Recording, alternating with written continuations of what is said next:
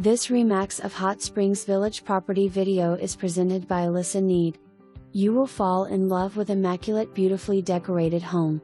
Nothing to do in this upgraded 2-year new home.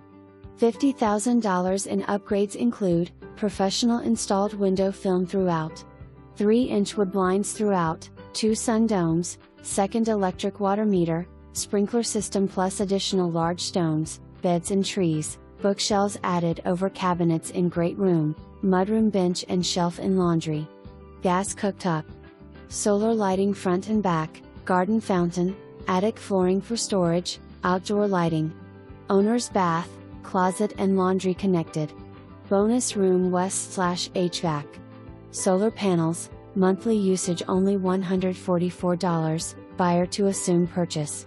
Feels and looks like a B home without the wait, and the customizing has already been done. This home has so much more to offer. Could be 5 bedrooms or 3 bedrooms and 2 offices, or 1 office and man cave or craft room. Some personal property available. Oversized garage west/off-white cabinets. First-time buyers to the village pay a $1,500 one-time buy-in fee. Lake Maria is currently drained to remove silt and allow homeowners to do any seawall or dock repairs.